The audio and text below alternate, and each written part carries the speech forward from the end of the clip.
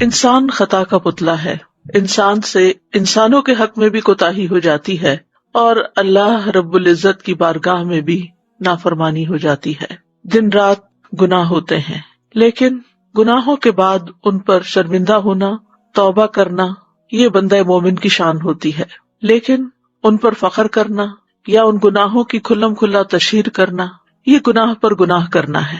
گناہ کرنے کے بعد انسان اگر توبہ کر لیتا ہے تو ایسے ہو جاتا ہے گویا اس نے گناہ کیا ہی نہ ہو، لیکن اگر وہ اصرار کرتا ہے تو دل سیاہ ہو جاتا ہے، بے حس ہو جاتا ہے، اور یوں انسان اللہ کی رحمت سے دور ہوتا چلا جاتا ہے۔ گناہوں کی تشہیر کرنے کو ناپسند کیا گیا ہے کیونکہ اس میں بہت سی قباحتیں ہیں۔ ایسا شخص دوسروں کو بھی گناہ کی دعوت دے رہا ہوتا ہے تو قیامت کے دن وہ ان کے گناہ کا بوجھ بھی پھر اٹھائے گا۔ خصوصاً وہ لوگ جو معاشرے میں فحش کو عام کرتے ہیں، ان کے لیے قرآن میں دنیا اور آخرت میں دردناک عذاب کی بشارت دی گئی ہے۔ جس قوم میں فحاشی اعلانیہ ظاہر ہو جاتی ہے تو ایک حدیث کے مطابق ان میں طاعون اور ایسی بیماریاں پھیلنے لگتی ہیں جو ان سے پہلے کے لوگوں میں کبھی سنی بھی نہ گئی ہوں۔ گناہ کی تشہیر ناپسندیدہ کام ہے۔ صحت مند معاشرے کے لیے جو چیز ضروری ہے وہ یہ ہے کہ لوگ ایک دوسرے کی خوبیوں کا چرچا کریں، نیکیوں کو عام کریں، خیر کی دعوت دیں، لیکن برائیوں کا نہیں۔ خوبیوں کے چرچے سے معاشرے میں مثبت اقدار کو فروغ ملتا ہے، لیکن لوگوں کے عیب بیان کرنا اور خاص طور پر مجلسوں میں لوگوں کی برائیوں کا چرچا کرنا، یہ ایک قابل اعتراض بات ہے۔ اگر کسی انسان سے کوئی غلطی ہو جائے تو اسے تنہائی میں سمجھانا چاہیے، اس کی تشہیر نہیں کرنی چاہیے۔ لیکن ایک صورت اس سے مبرہ ہے جس کا ذکر اس آیت میں آتا ہے، لا يحب اللہ الجہر بالسوء من القول الا من ظلم وکان اللہ سمیعا علیما۔ اللہ بری بات کے ساتھ آواز بلند کرنے کو پسند نہیں کرتا مگر جس پر ظلم کیا گیا ہو، اور اللہ خوب سننے والا، خوب جاننے والا ہے۔ اس آیت میں برائی کے پھیلانے کی ممانعت کی گئی ہے۔ شریعت نے اس بات کی تاکید کی ہے کہ کسی کے اندر برائی دیکھو تو اس کا چرچا نہ کرو بلکہ تنہائی میں اس کو سمجھاؤ۔ تو لا يحب اللہ الجہر بالسوء من القول، اللہ بری بات کے ساتھ آواز بلند کرنے کو پسند نہیں کرتا۔ بالسوء میں کیا چیزیں ہیں؟ اس میں وہ تمام برے اقوال شامل ہیں جو تکلیف دہ اور غم پہنچانے والے ہیں، مثلاً ایک دوسرے کے ساتھ بدتمیزی سے پیش آنا، گالی گلوچ کرنا، تہمت لگانا، بد اخلاقی کا معاملہ کرنا۔ تو ایسے تمام اقوال سے منع کیا گیا ہے جنہیں اللہ تعالیٰ ناپسند کرتا ہے۔ اس کے برعکس اللہ تعالیٰ اچھی بات کو پسند کرتا ہے، مثلاً ذکر الہی، نرم پاکیزہ کلام، دوسروں کے ساتھ اچھے طریقے سے پیش آنا۔ تو فرمایا کہ لا يحب اللہ الجہر بالسوء من القول الا من ظلم، ہاں جس پہ ظلم کیا گیا ہو وہ اپنے ظلم کی داستان اپنا حق لینے کے لیے دوسرے کو سنا سکتا ہے، یعنی مظلوم کو ظلم کے اظہار کی رخصت ہے، یعنی وہ اپنے اوپر کیے جانے والے ظلم کا اظہار کر سکتا ہے۔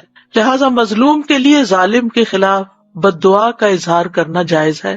اسی طرح اگر وہ کسی سے ذکر کر سکتا ہے تاکہ اس کی مدد کی جا سکے تو اس کی بھی اجازت ہے۔ اسی طرح یہ ہے کہ اگر ظلم کی صورت میں کسی نے اس کو برا بھلا کہا ہے تو اس کو ویسا ہی جواب بھی دے سکتا ہے۔ اللہ سبحانہ تعالیٰ نے مظلوم کو بری بات کے اظہار کی رخصت اس لیے دی ہے تاکہ وہ اپنا غصہ ٹھنڈا کر لے اور تاکہ وہ تلوار کی طرف یا ہاتھ سے دبوچنے کی طرف چھلانگ نہ لگائے، یعنی بات کا جواب بات سے دے نہ کہ تلوار سے یا کسی آلے سے۔ یہ ابن عاشور نے کہا ہے۔ حسن بصری کہتے ہیں مظلوم ظالم کو بد دعا نہ دے بلکہ کہے اے اللہ اس کے خلاف میری مدد کر، اے اللہ اس سے میرا حق نکلوا دے۔ تو بہرحال اپنا حق لینے کے لیے تو انسان اپنے اوپر ہونے والے ظلم کا ذکر کر سکتا ہے، لیکن اس کے باوجود معاف کر دینا اور ظلم و زیادتی میں مقابلہ نہ کرنا زیادہ بہتر ہے۔ برائی کو بیان کرنے کی کچھ اور استثنائی صورتیں بھی ہیں۔ حضرت عائشہ سے مروی ہے کہ ایک مرتبہ ایک آدمی نبی صلی اللہ علیہ وسلم کی خدمت میں حاضر ہوا۔ جب وہ اندر آیا تو نبی صلی اللہ علیہ وسلم نے اسے اپنے قریب کیا اور اپنے پاس بٹھایا۔ جب وہ چلا گیا تو عائشہ رضی اللہ عنہا نے عرض کیا اے اللہ کے رسول، کیا آپ نے اس شخص کے متعلق اس طرح نہیں فرمایا تھا؟ یعنی وہ ایک اچھا آدمی نہیں؟ آپ نے فرمایا کیوں نہیں، لیکن بات یہ ہے کہ یقیناً سب سے بدترین آدمی وہ ہوگا جسے لوگوں نے اس کے شر سے بچنے کے لیے چھوڑ دیا ہو، یعنی لوگ اس سے ملنا نہ چاہتے ہوں، لوگ اس سے تعلق نہ رکھنا چاہتے ہوں۔ تو اس لیے ہمیں دوسروں کے ساتھ ایسا معاملہ نہیں کرنا چاہیے کہ لوگ ہم سے بھاگنا شروع کر دیں. اور آیت کے اختتام میں آتا ہے کہ اللہ سبحانہ تعالیٰ سننے والا جاننے والا ہے.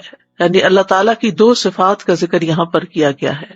یعنی اس آیت کے اندر چونکہ اچھے اور برے اور مباح کلام کے احکام دیے گئے ہیں، تو اس لیے اللہ تعالیٰ نے آگاہ فرما دیا کہ وہ سننے والا ہے، تمہارے اقوال سنتا ہے، اس لیے ایسی بات کرنے سے بچو جو تمہارے رب کی ناراضگی کا باعث بنے اور وہ تمہیں اس پر سزا دے. تو اس سے اس آیت میں اچھی بات کہنے کی بھی ترغیب ملتی ہے کہ اللہ تعالیٰ سن رہا ہے. لہٰذا ہم کیا چاہیں گے کہ اللہ تعالیٰ اگر سن رہا ہے تو ہم کیسی بات کریں؟ وہ بات کریں جو اللہ کو پسند آ جائے، اور ان باتوں کو چھوڑ دیں کہ جو اللہ تعالیٰ سننا نہیں چاہتا، جو اللہ تعالیٰ کو پسند نہیں. اور علیمہ یعنی وہ تمہاری نیتوں کو جانتا ہے، تمہارے ارادوں کو جانتا ہے، تمہاری باتوں کو جانتا ہے، تمہارے اوپر ہونے والے ظلم کو جانتا ہے، اور اس ظلم کے جواب میں جو کچھ تم نے کیا اس کو بھی جانتا ہے. تو بہرحال اس آیت سے یہ بات واضح ہوتی ہے کہ مظلوم کو بدلہ لینے کی اجازت ہے. ہمارے دین میں ظلم کرنا منع کیا گیا. قیامت کے دن انسان کے لیے اس کا دنیا میں کیا ہوا ظلم جو ہے وہ اندھیرے کی شکل میں ہوگا. لہٰذا کسی پر بھی ظلم نہیں کرنا چاہیے، لیکن اگر کسی پر ظلم ہو تو اس کو اس کا بدلہ لینے کی بھی اجازت دی گئی. سورۃ الشورى میں اللہ تعالیٰ فرماتے ہیں والذین اذا اصابہم البغی ھم ینتصرون، اور جب ان پر زیادتی ہوتی ہے تو وہ بدلہ لے لیتے ہیں. وجزاء سیئۃ سیئۃ مثلھا، لیکن اس کا یہ اصول بتا دیا گیا کہ برائی کا بدلہ ویسی ہی برائی ہے. فمن عفا واصلح فاجرہ علی اللہ انہ لا يحب الظالمین، پھر جو کوئی معاف کر دے اور صلح کر لے تو اس کا اجر اللہ کے ذمہ ہے، اور وہ ظالموں کو قطعاً پسند نہیں کرتا. وَلَمَنِ انتصر بعد ظلمہ فأولئک ما علیہم من سبیل، اور جو شخص ظلم ہونے کے بعد بدلہ لے لے تو اس پر کوئی الزام نہیں، یعنی اس کی کوئی پکڑ نہیں. اسی طرح صاحب حق کو بات کرنے کی اجازت ہے. ابو ہریرہ کہتے ہیں کہ ایک شخص نبی صلی اللہ علیہ وسلم سے اپنے قرض کا تقاضا کرنے کے لیے آیا اور سخت گفتگو کرنے لگا. صحابہ غصے سے اس کی طرف بڑھے، لیکن رسول اللہ صلی اللہ علیہ وسلم نے فرمایا اسے چھوڑ دو، کیونکہ یہ صاحب حق ہے اور یہ کہنے کا حق رکھتا ہے. یعنی جس کا حق ہو وہ اپنا حق لینے کے لیے اگر غصے میں بھی بات کر لیتا ہے تو اس کو اجازت ہے. پھر آپ نے فرمایا کہ اس کے قرض والے جانور کی عمر کا ایک جانور اسے دے دو. صحابہ نے عرض کیا یا رسول اللہ، اس سے زیادہ عمر کا جانور تو موجود ہے لیکن اس عمر کا نہیں. آپ نے فرمایا اسے وہی دے دو، کیونکہ سب سے اچھا آدمی وہ ہے جو دوسروں کا حق پوری طرح ادا کرے، یعنی حق سے کم نہ لوٹائے، حق سے زیادہ دے تو وہ زیادہ بہتر ہے. اسی طرح اپنے اوپر ہونے والے ظلم کے اظہار کی اجازت ہے. تو اس بارے میں ابو ہریرہ روایت کرتے ہیں کہ ایک شخص نے کہا اللہ کے رسول، میرا ایک ہمسایہ ہے جو مجھے اذیت دیتا ہے. آپ نے فرمایا جاؤ اپنا سامان نکال کر راستے پر رکھ دو. پس وہ گیا اور اس نے اپنا سامان باہر نکال دیا، یعنی گھر سے باہر نکال کے رکھ دیا. لوگ وہاں جمع ہو گئے اور پوچھنے لگے تمہارا کیا معاملہ ہے، یہ تم کیا کر رہے ہو؟ اس نے کہا میرا ایک ہمسایہ ہے جو مجھے اذیت دیتا ہے. جب میں نے نبی صلی اللہ علیہ وسلم کو یہ بات بتائی تو آپ نے فرمایا جاؤ اپنا سامان نکال کر راستے پر رکھ دو. لوگ کہنے لگے اے اللہ اس ہمسائے پر لعنت بھیج، اے اللہ اسے رسوا کر. یہ بات ہمسائے تک پہنچی تو وہ اس کے پاس آیا اور کہا اپنے گھر واپس چلے جاؤ، اللہ کی قسم اب میں تمہیں کبھی اذیت نہیں دوں گا. یعنی کچھ لوگ ایسے ہوتے ہیں کہ جو پیار سے نہیں مانتے، آرام سے بات نہیں سمجھتے، تو پھر ان کے ساتھ سختی کرنے کی بھی اجازت ہے. لیکن یہ یاد رہے کہ بدلہ لینے سے زیادہ بہتر چیز معاف کر دینا ہے. سورۃ النساء کی آیت 149 میں آتا ہے ان تبدوا خیرا او تخفوہ او تعفوا عن سوء فإن اللہ کان عفوا قدیرا، اگر تم کوئی نیکی ظاہر کرو یا اسے چھپاؤ یا کسی برائی سے درگزر کرو تو بے شک اللہ بہت معاف کرنے والا، بہت قدرت رکھنے والا ہے. نبی صلی اللہ علیہ وسلم نے ظلم کو معاف کرنے کی وصیت بھی کی. حضرت علی کہتے ہیں ہم نے رسول اللہ صلی اللہ علیہ وسلم کی تلوار کے دستے میں یہ لکھا ہوا پایا جو تم پہ ظلم کرے اس سے درگزر کرو، جو رشتہ توڑے اس سے رشتہ جوڑو، جو تمہارے ساتھ برا کرے اس کے ساتھ احسان کرو، اور حق بات کرو اگرچہ اپنے خلاف ہی کیوں نہ ہو. یعنی اگر اپنا کہیں کوئی قصور ہے، کوئی غلطی ہے، کوئی زیادتی ہے تو اس کا اقرار کر لو. تو بہرحال انسان دوسرے کو بھی معاف کر دے اور خود اپنے بارے میں بھی اللہ تعالیٰ سے معافی کی درخواست کرتا رہے. عبداللہ بن مسعود کہتے ہیں کہ مسلمانوں میں سے سب سے پہلے جس آدمی کا ہاتھ کاٹا گیا تھا، یعنی چوری کی سزا میں، لوگ اسے لے کر نبی صلی اللہ علیہ وسلم کے پاس آئے اور عرض کیا یا رسول اللہ اس نے چوری کی ہے، جس پر رسول اللہ صلی اللہ علیہ وسلم کے چہرہ مبارک کا رنگ اڑ گیا۔ کسی نے عرض کیا یا رسول اللہ، یعنی وہ کہہ رہا تھا کہ کیا ہوا؟ تو آپ نے فرمایا تم لوگ اپنے ساتھی کے متعلق شیطان کے مددگار ثابت ہوئے، جبکہ اللہ عز و جل معاف کرنے والا اور معافی کو پسند فرماتا ہے، اور کسی حاکم کے لیے یہ جائز نہیں کہ اس کے پاس حد کا کوئی مقدمہ آئے اور وہ اسے نافذ نہ کرے۔ اور پھر یہ آیت تلاوت فرمائی وَلْيَعْفُوا وَلْيَصْفَحُوا أَلَا تُحِبُّونَ أَن يَغْفِرَ اللَّهُ لَكُمْ وَاللَّهُ غَفُورٌ رَحِيمٌ۔ تو بات یہ ہے کہ اگر کسی سے کوئی بڑے سے بڑا گناہ ہو جائے اور وہ اللہ تعالیٰ سے معافی مانگ لے اور اس کا گناہ چھپ جائے تو پھر اس کو کسی عدالت میں جا کے اقرار کرنے کی ضرورت نہیں۔ جس چیز کو اللہ نے چھپا دیا اس چیز کو چھپا ہی رہنے دینا چاہیے، لیکن اگر کوئی معاملہ حاکم تک پہنچ جائے تو پھر اس کو حد نافذ کرنا ضروری ہوتا ہے۔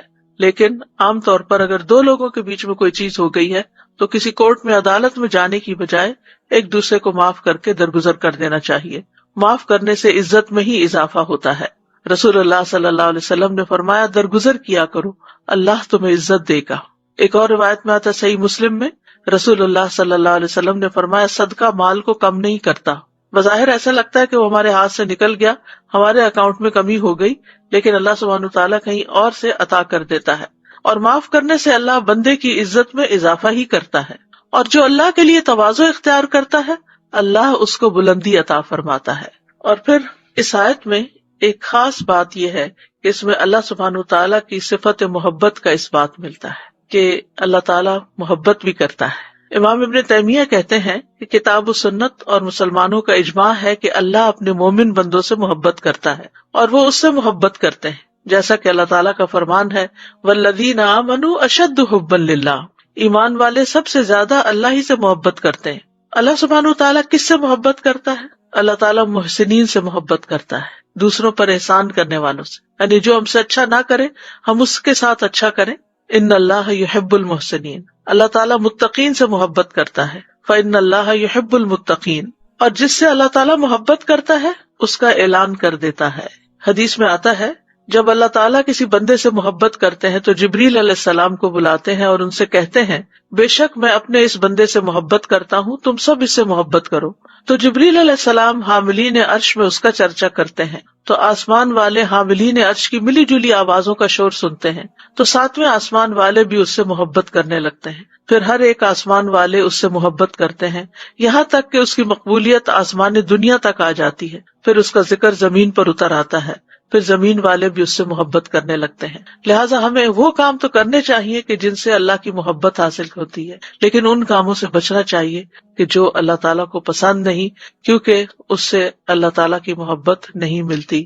اور انہی میں سے ایک کام ہے لا یحب اللہ الجہر بالسوء، کہ برائی کو، گناہ کو ظاہر کرنا اللہ کو پسند نہیں، اونچی آواز میں اس کا چرچا کرنا اللہ کو پسند نہیں۔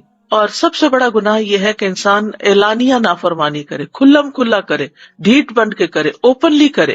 جب کوئی انسان علل اعلان گناہ کا ارتکاب کرتا ہے یا چھپ کر کرتا ہے اور اللہ تعالیٰ اس پہ پردہ ڈال دیتا ہے، لیکن وہ اللہ کے اس گناہ پہ پردہ ڈالنے کو کمتر سمجھتے ہوئے لوگوں کو بتانے لگتا ہے، تو یہ چیز اللہ تعالیٰ کو سخت ناپسند ہے۔ اسی لیے اللہ تعالیٰ نے فرمایا لا یحب اللہ الجہر بالسوء من القول الا من ظلم، صرف مظلوم کو اجازت ہے ورنہ اجازت نہیں ہے۔ اور اس میں خاص طور پر جس چیز کو برا سمجھا گیا ہے وہ ہے گناہ کو ظاہر کرنا، کھلم کھلا کرنا، یعنی زبان سے کوئی گالی گلوچ مثلاً کرنا، یا عملی طور پر کوئی گناہ کر کے پھر اس کا اشتہار دینا یا اس پر فخر کرنا۔ ابو ہریرہ کہتے ہیں کہ میں نے رسول اللہ صلی اللہ علیہ وسلم کو فرماتے ہوئے سنا کہ میری تمام امت کو معاف کر دیا جائے گا سوائے کھلم کھلا گناہ کرنے والوں کے۔ اور گناہوں کو کھلم کھلا کرنے میں یہ بھی شامل ہے کہ ایک شخص رات کو کوئی گناہ کا کام کرے اور اس کے باوجود کہ اللہ نے اس کے گناہ کو چھپا دیا، مگر صبح ہونے پر وہ کہنے لگے اے فلاں میں نے کل رات فلاں فلاں برا کام کیا تھا، رات گزر گئی تھی، اس کے رب نے اس کا گناہ چھپائے رکھا، لیکن جب صبح ہوئی تو وہ خود اللہ کے پردے کھولنے لگا۔ اسی طرح ماضی کی کوئی غلطیاں ہو چکی ہوں، پرانے گناہ یاد ہوں، یا جن گناہوں پر انسان شرمندہ ہو، تو اس کا ذکر لوگوں سے نہیں کرنا چاہیے، کیونکہ بعض اوقات کوئی گناہ ہمارے دل پہ بوجھ بنتا ہے۔ وہ بوجھ کیوں بنتا ہے؟ تاکہ ہم توبہ کریں، تاکہ توبہ کر کے اللہ کو منا کے اللہ کو راضی کر کے ان گناہوں کو نیکیوں سے بدل کے ہم اس گناہ کے بوجھ سے آزاد ہوں. لیکن بجائے اس کے کہ ہم توبہ کریں یا ہم اس گناہ کو دھونے کے لیے کوئی صدقہ خیرات کرے یا کوئی نوافل پڑھے یا کوئی ذکر اذکار کرے یا استغفار کرے، ہم لوگوں کو اپنی کہانیاں بتانا شروع کر دیتے ہیں. میں نے فلاں موقع پہ چوری کی اور فلاں موقع پہ زنا کیا اور فلاں موقع پہ ایسا کیا اور ویسا کیا. ان باتوں سے گریز کرنا چاہیے، ایسی باتوں کو معاشرے میں نہیں کرنا چاہیے، کیونکہ جو لوگ سنتے ہیں وہ بھی پھر وہ گناہ کرنے کو ہلکا سمجھنے لگتے ہیں اور ان کے لیے بھی گناہ آسان ہو جاتا ہے. ابن حجر کہتے ہیں کہ مجاہر سے مراد وہ شخص ہے جو اپنی نافرمانی کو ظاہر کرے. تو جو ہو چکا سو ہو چکا، اب اس کے اوپر اللہ سے توبہ کر کے رو رو کے معافی مانگ لی جائے، لیکن اعلان نہ کیا جائے، مجاہر نہ بنا جائے. تو گناہ کے اظہار کی 3 اقسام ہیں. اس میں ایک تو کھلم کھلا گناہ کرنا اور دوسرا جس کو اللہ نے چھپایا اس کو ظاہر کرنا. یعنی گویا ایک شخص فخر کا اظہار کرتے ہوئے یا اللہ کے پردہ ڈالنے کو حقیر سمجھتے ہوئے لوگوں کو اپنا گناہ بتاتا ہے. تو ایسے لوگ اللہ تعالیٰ کی درگزر اور معافی سے فائدہ نہیں اٹھاتے. تیسری قسم یہ ہے کہ فاسق لوگ ایک دوسرے کو نافرمانیوں کے بارے میں بتائیں اور ان کے بارے میں گفتگو کریں، اپنی مجلسوں میں ان کا ذکر کریں. تو یہ بھی ناپسندیدہ چیز ہے. تو گناہ اور نافرمانی دنیا اور آخرت میں برے انجام کا سبب ہے. نافرمانیوں کے بہت سے نقصان ہیں. بہت سے گناہ ایسے ہیں جس سے انسان کے رزق میں کمی ہو جاتی ہے، جس سے انسان بلاؤں اور آفتوں کا شکار ہو جاتا ہے، اور گناہوں کی وجہ سے ہی آخرت میں بھی انسان کا انجام برا ہوتا ہے. پچھلی قومیں جتنی بھی تباہ و برباد ہوئیں، ان کی وجہ کیا تھی؟ کہ انہوں نے اپنے رب کو ناراض کیا تھا. تو اس میں ہم دیکھتے ہیں کہ وہ کیا چیز تھی جس نے آدم علیہ السلام کو جنت سے نیچے اتروا دیا، وہ کیا چیز تھی جس نے قوم نوح کو ڈبو دیا، وہ کیا تھا جس نے قوم عاد کو ایک تیز و تند سرکش آندھی سے ہلاک کر دیا، وہ کیا چیز تھی جس نے قوم سمود کو کڑک کے عذاب سے ہلاک کر دیا، کس چیز نے قوم لوط کی بستیوں کو الٹا دیا اور اس کے بعد ان پر آسمان سے پتھر برسائے گئے. یاد رکھیے قوم لوط پر 1 نہیں 5 عذاب آئے تھے. وہ کیا چیز تھی جس کی وجہ سے فرعون اور اس کے لشکر کو ڈبو دیا گیا، اور اس کے علاوہ بھی دنیا میں دیگر اقوام کن چیزوں کی وجہ سے تباہ ہوئے؟ وہ دراصل ان کا گناہ کرنا اور کھلا گناہ کرنا تھا. ابن بطال کہتے ہیں گناہ کے اظہار کرنے میں اللہ اور اس کے رسول اور نیک مومنوں کے حق کو حقیر جاننا ہوتا ہے. اس میں ایک طرح سے ان کی مخالفت کرنا بھی ہے، اور گناہوں کو چھپانا ان کو ہلکا سمجھنے سے بچنا ہے. یعنی جو شخص گناہ چھپاتا ہے وہ سمجھتا ہے کہ میں نے بہت بڑی غلطی کی ہے، تو یہ کسی کے سامنے نہیں جانی چاہیے. لیکن جو شخص گناہ ظاہر کرتا ہے وہ کیا سمجھتا ہے؟ تو کیا ہوا، یہ کیا بات ہے، اس سے تو کوئی فرق نہیں پڑتا. کیونکہ گناہ کرنا جو ہے یہ کرنے والے کو ذلیل کر دیتا ہے، دوسروں کی نگاہوں میں گرا دیتا ہے. تو آپ دیکھیے کہ کوئی شخص اس بات سے بھی نہ ڈرے کہ میں نے غلط کیا اور مجھے لوگ کیا کہیں گے، اور وہ الٹا اس پر فخر کر کے اس کو نشر کر رہا ہے. پھر اسی طرح یہ ہے کہ اگر وہ ایسے گناہ ہوں جن پر حد قائم ہوتی ہے تو پھر وہ حد لگنے کا موجب بن جاتے ہیں. اگر چوری ہو جائے اور اللہ نے چھپا دیا معاملہ تو اللہ سے معافی مانگے، جو بھی طریقہ ہو کہ گناہ معاف ہو جائے. لیکن اگر وہ آ کے ظاہر کر دیتا ہے، لوگوں کو بتا دیتا ہے، تو اگر کہیں پر حد جاری ہوتی ہے، اس کا ہاتھ کٹ جاتا ہے، تو یہ اس کی اپنی غلطی ہے ایک طرح سے کہ ایک گناہ کیا اور اس کے بعد پھر اس کو ظاہر بھی کیا. پھر اسی طرح یہ ہے کہ اگر ایسے گناہ ہو جن پہ حد نہیں لگتی تو تعزیر لگنے کا موجب ہو سکتے ہیں. پھر اسی طرح یہ ہے کہ انسان دوسروں کے لیے گناہ کے راستے ہموار کر دیتا ہے. ابو ہریرہ کہتے ہیں کہ رسول اللہ صلی اللہ علیہ وسلم نے فرمایا، جس شخص نے ہدایت کی دعوت دی اسے ہدایت کے پیروی کرنے والوں کے اجر کے برابر اجر ملے گا اور ان کے اجر میں کوئی کمی نہیں ہوگی. اور جس نے گمراہی کی دعوت دی، اور یہ کھلم کھلا گناہوں کو مزے لے لے کے بیان کرنا جو ہے یہ ایک طرح سے گمراہی کی دعوت دینا ہے کہ تم بھی کر لو، ہم نے کیا کچھ نہیں ہوا، تم بھی کر سکتے ہو. اس پر اس کی پیروی کرنے والوں کے برابر گناہ کا بوجھ ہوگا اور ان کے گناہوں میں کوئی کمی نہیں ہوگی. پھر اسی طرح شریعت نے ہمارے لیے ہر معاملے میں زندگی کے کچھ حدود رکھی ہیں جن کی پاسداری ضروری ہے. ان میں حرام کاموں کا ارتکاب ہے، خواہ وہ کسی بھی نوعیت کے ہوں، تو ان چیزوں سے بھی بچنے کی ضرورت ہے. مثال کے طور پر آپ دیکھیے جیسے عورتوں کا زیب و زینت کے ساتھ بازاروں میں جانا، نان محرم لوگوں کے سامنے آنا. تو اب اگر کوئی شخص یہ کھلم کھلا بغیر پرواہ کیے ہوئے نکل رہا ہے تو وہ بھی ایک طرح سے عملی طور پر گناہ کو ظاہر کر رہا ہے. اسی طرح کھلم کھلا شراب پینا، کہ اس ملک میں تو کوئی پابندی نہیں، کوئی روک ٹوک نہیں، لیکن یہ ہے کہ اگر تم مسلمان ہو اور تم ایسا کام کر رہے ہو سب کے سامنے، تو اس کا یہ مطلب نہیں کہ چھپ کے کرتا رہے، نہیں، چھپ کے کرنا بھی منع ہے، کیونکہ چھپ کے کرنا اس لحاظ سے اور برا ہے کہ اللہ سبحانہ تعالیٰ دیکھتا ہے. لیکن یہاں مطلب یہ ہے کہ جب انسان کھلم کھلا بیچ بازار کے کوئی کام کر رہا ہوتا ہے تو جتنے بھی راہ گزر لوگ ہوتے ہیں وہ اس سے انسپائر ہوتے ہیں اور پھر وہ بھی ان گناہوں میں ملوث ہو جاتے ہیں. پھر اس آیت سے یہ بات بھی دیکھنے کی ہے کہ اللہ تعالیٰ کے ناپسندیدہ اقوال کون سے ہیں. اس میں سب سے پہلے غیبت آتی ہے. غیبت جو ہے یہ ایک کبیرہ گناہ ہے. قرآن مجید میں آتا ہے وَلَا يَغْتَبْ بَعْضُكُمْ بَعْضًا أَيُحِبُّ أَحَدُكُمْ أَن يَأْكُلَ لَحْمَ أَخِيهِ مَيْتًا فَكَرِهْتُمُوهُ وَاتَّقُوا اللَّهَ إِنَّ اللَّهَ تَوَّابٌ رَحِيمٌ. اور تم میں سے کوئی کسی دوسرے کی غیبت نہ کیا کرے. کیا تم میں سے کوئی پسند کرتا ہے کہ اپنے بھائی کا گوشت کھائے جبکہ وہ مردہ ہو؟ تم اسے ناپسند کرتے ہو. اور اللہ سے ڈرو، یقیناً اللہ بہت توبہ قبول کرنے والا، نہایت رحم والا ہے. نبی صلی اللہ علیہ وسلم نے بھی فرمایا تھا اے ان لوگوں کی جماعت جو صرف زبان سے ایمان لائے ہو، ان کے دلوں میں ایمان داخل نہیں ہوا، مسلمانوں کی غیبت مت کیا کرو، کیونکہ جس کے اندر ایمان ہوتا ہے وہ اپنی زبان برائی کے ساتھ نہیں کھول سکتا. اور نہ ان کی عزت و آبرو کے درپے ہوا کرو، یعنی ان کے بارے میں بری باتیں کر کے ان کی عزت کو دوسرے کی نگاہ میں پامال نہ کیا کرو. اس لیے کہ جو کسی کی عزت کے درپے ہوتا ہے اللہ اس کی عزت کے درپے ہو جاتا ہے، اور جس کی عزت کے درپے اللہ ہو جائے تو اس کو اس کے گھر میں ہی رسوا کر دیتا ہے. پھر اسی طرح چغلی کھانے سے منع کیا گیا ہے. چغلی وہ ہوتی ہے کہ جس میں ایسی بری بات کسی کی دوسرے کو بتائی جائے کہ دو لوگوں کے درمیان نفرت پیدا ہو جائے، آپس میں دوستی ختم ہو جائے، تعلق ختم ہو جائے. عبد الرحمن بن غنم نبی صلی اللہ علیہ وسلم سے روایت کرتے ہیں کہ اللہ کے بہترین بندے وہ ہوتے ہیں کہ انہیں دیکھ کر اللہ یاد آ جائے، اور اللہ کے بدترین بندے وہ ہوتے ہیں جو چغل خوری کرتے ہیں، دوستوں کے درمیان جدائی پیدا کر دیتے ہیں، باغی، بیزار اور سرکش ہوتے ہیں. نبی صلی اللہ علیہ وسلم ایک مرتبہ 2 قبروں کے پاس سے گزرے تو آپ وہاں کھڑے ہو گئے. صحابہ کہتے ہیں کہ ہم بھی ساتھ کھڑے ہو گئے تو آپ کے چہرے کا رنگ بدلنے لگا، یہاں تک کہ آپ کے کرتے کی آستینیں کانپنے لگی، یعنی آپ کے جسم پر کپ کپی طاری ہو گئی. ہم نے عرض کیا یا رسول اللہ صلی اللہ علیہ وسلم کیا بات ہے؟ آپ نے فرمایا کیا تم وہ نہیں سن رہے جو میں سن رہا ہوں؟ ہم نے عرض کیا اللہ کے نبی وہ کیا بات ہے؟ یعنی ہم تو نہیں سن رہے. وہ عذاب قبر تھا، قبر کے اندر مردوں کی چیخ پکار تھی. آپ نے فرمایا یہ دونوں آدمی اپنی قبروں میں ہلکے سے گناہ میں سخت عذاب دیے جا رہے ہیں. ہم نے عرض کیا یہ کس گناہ کا عذاب ہے؟ فرمایا ان میں سے ایک تو پیشاب کی چھینٹوں سے پرہیز نہیں کرتا تھا، یعنی پیشاب کرتے ہوئے اپنی پاکی ناپاکی کا خیال نہیں کرتا تھا، اور دوسرا لوگوں کو اپنی زبان سے تکلیف پہنچاتا تھا اور ان میں چغل خوری کیا کرتا تھا، یعنی ایسی باتیں کرتا تھا کہ جس سے دوسروں کو تکلیف ہو اور آپس میں لڑائیاں فساد ہوں.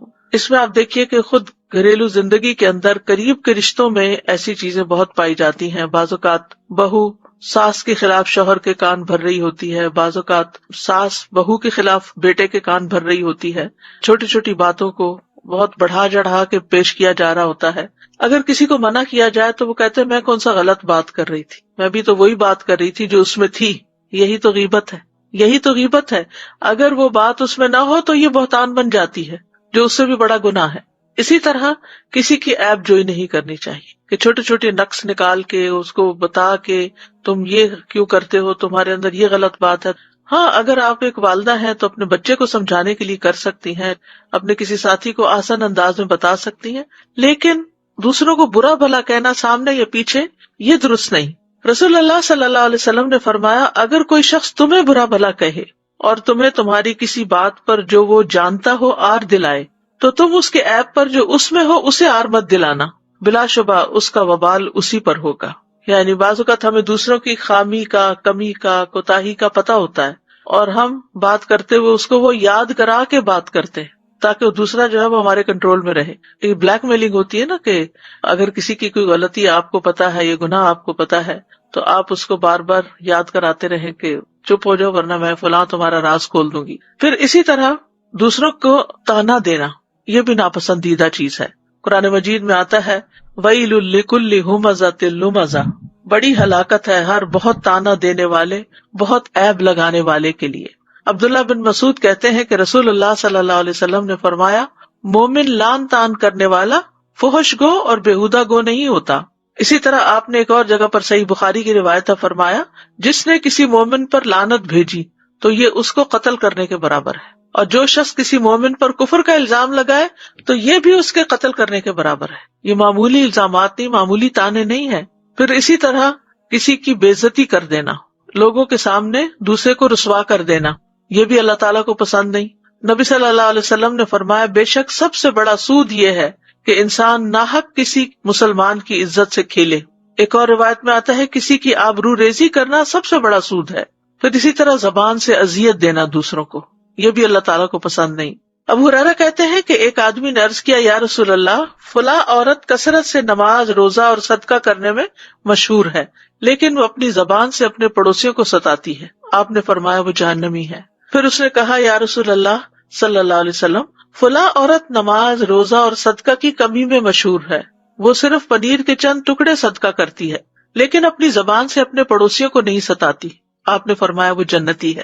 پھر اسی طرح بہت زیادہ باتیں کرنا اور دوسرے کے سر چڑھ جانا، زبان آوری کرنا، اس کے بارے میں رسول اللہ صلی اللہ علیہ وسلم نے فرمایا یقیناً اللہ عز و جل ایسے آدمی سے غصے ہوتا ہے جو بہت باتیں بنائے، جو اپنی زبان کو ایسے چلائے جیسے گائے اپنی زبان چلاتی، یعنی لپیٹ لپیٹ کے گھاس کھاتی ہے۔ اسی طرح فحش باتیں کرنا، یہ بھی اللہ تعالیٰ کو ہرگز پسند نہیں۔ حدیث میں آتا ہے فحش گوئی اور زیادہ باتیں کرنا نفاق کے 2 شعبے ہیں۔ پھر اسی طرح گالی گلوچ کرنا، رسول اللہ صلی اللہ علیہ وسلم نے فرمایا بے شک اللہ نے میری طرف وحی نازل فرمائی ہے کہ تواضع اختیار کرو، کوئی کسی کے خلاف سرکشی نہ کرے اور نہ کوئی کسی پر فخر کرے۔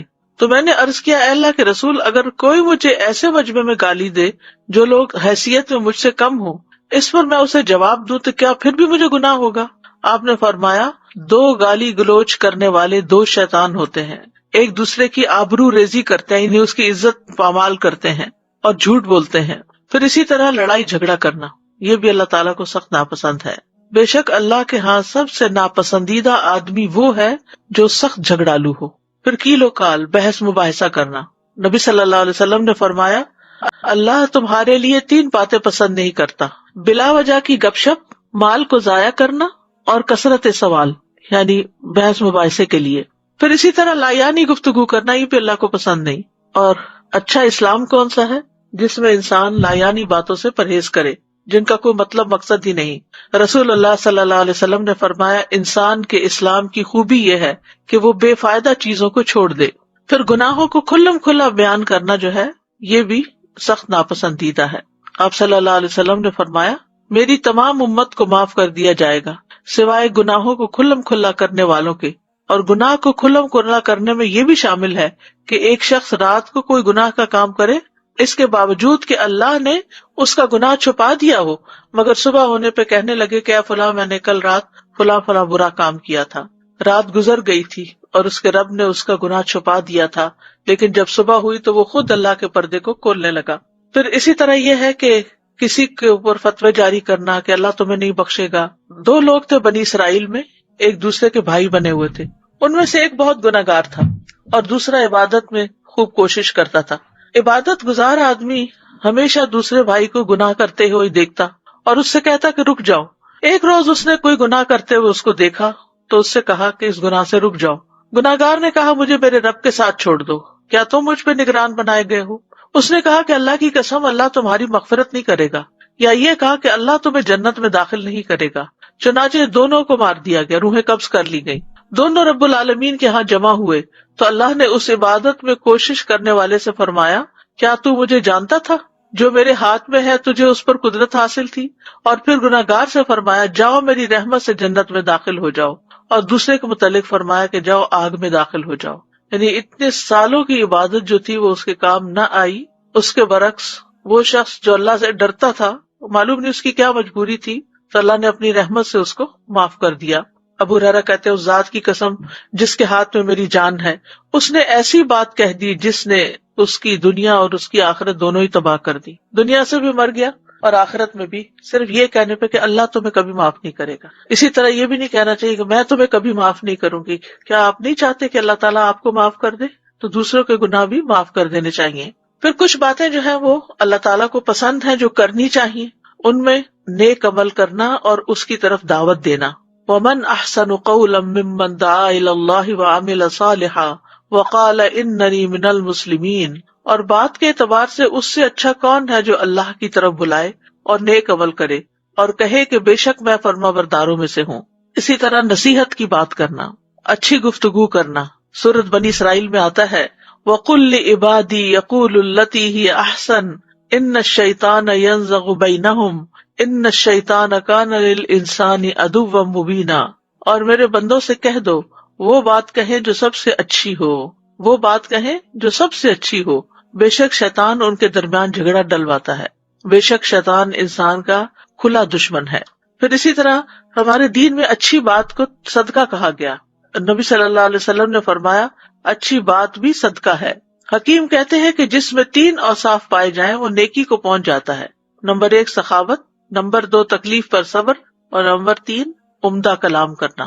وہ آتا نا کہ تم نیکی کو پا نہیں سکتے جب تک کہ تم یہ اور یہ کام نہ کرو، یہاں یہ بتا دیا گیا کہ یہ لوگ وہ تو نہیں کر سکتے لیکن اس طریقے سے اجر کما سکتے ہیں۔ پھر نرم گفتگو کرنا جو ہے جنت میں لے جانے والے کاموں میں سے ہے۔ نبی صلی اللہ علیہ وسلم نے فرمایا جنت میں ایک منزل ایسی ہے جس کا اندر باہر سے اور باہر اندر سے نظر آتا ہے۔ ابو موسیٰ اشعری نے پوچھا اللہ کے رسول وہ کس کو ملے گی؟ فرمایا جو گفتگو میں نرمی کرے، کھانا کھلائے، اور رات کو جب لوگ سو رہے ہوں تو اللہ کے لیے قیام کرے۔ پھر اسی طرح نبی صلی اللہ علیہ وسلم کے بارے میں آتا ہے کہ وہ بد زبان اور فحش گو نہیں تھے۔ آپ فرمایا کرتے تھے تم میں سب سے بہتر شخص وہ ہے جس کے اخلاق سب سے اچھے ہوں، اور مومن تو ہوتا ہی وہ ہے جس کے ہاتھ اور زبان سے دوسرے سلامت رہیں۔ عبداللہ بن مسعود کہتے ہیں میں نے رسول اللہ صلی اللہ علیہ وسلم سے پوچھا اے اللہ کے رسول اعمال میں سب سے افضل عمل کون سا ہے؟ آپ نے فرمایا نماز کو اس کے وقت پر پڑھنا۔ پھر کہا پھر کون سا اے اللہ کے رسول؟ فرمایا یہ کہ لوگ تمہاری زبان سے محفوظ رہیں، یعنی تمہاری زبان سے کسی کو تکلیف نہ پہنچے۔ پھر اسی طرح آپ نے فرمایا میں ذمہ دار ہوں جنت میں ایک جانب محل کا اس شخص کے لیے جو حق پہ رہتے ہوئے جھگڑا چھوڑ دے، یعنی حق اس کا ہے لیکن وہ ختم کر دے، بھلا دے اس کو، اور جنت کے درمیان میں ایک محل اس کا ہے جو مزاح میں بھی جھوٹ چھوڑ دے، اور جنت کی اعلیٰ منازل میں ایک محل ہے اس شخص کے لیے جو اپنے اخلاق کو عمدہ بنا لے۔ پھر اسی طرح دوسروں کی پردہ پوشی کرنا جو ہے اللہ تعالیٰ کو پسند ہے۔ جو شخص کسی مسلمان کے عیب کو چھپائے گا اللہ تعالیٰ قیامت کے دن اس کے عیب کو چھپا دے گا۔ پھر لغو سے اجتناب کرنا، یعنی بیہودہ بیکار باتیں جو حق سے دور کرنے والی ہیں ان سے منہ موڑ لینا۔ اور پھر حقیقت یہ ہے کہ انسان کو اللہ سبحانہ تعالیٰ سے دعا بھی کرنی چاہیے، کیونکہ بہت سی ارادے انسان باندھتا ہے، نیت کرتا ہے، جب اس طرح کی کوئی کلاس اٹینڈ کرتا ہے بہت سی احادیث سننے کو مل جاتی ہیں تو انسان واپس جا کر ریلیکس ہو جاتا ہے اور وقتی طور پر ہی عمل کرتا ہے لیکن بعد میں پھر ان کو بھول جاتا ہے، تو اس کے لیے دعا بہت فائدہ مند ہے۔ ان میں سے اللہ کے پسندیدہ کاموں کی توفیق کی دعا مانگنا، رب اوزعنی ان اشکر نعمتک التی انعمت علی وعلی والدی وان اعمل صالحا ترضاہ وادخلنی برحمتک فی عبادک الصالحین۔ اے میرے رب مجھے توفیق دے کہ میں تیری نعمت کا شکر ادا کروں جو تو نے مجھ پر اور میرے ماں باپ پر کی ہے، اور یہ کہ میں نیک عمل کروں جسے تو پسند کرے، اور اپنی رحمت سے مجھے اپنے نیک بندوں میں داخل فرما لے۔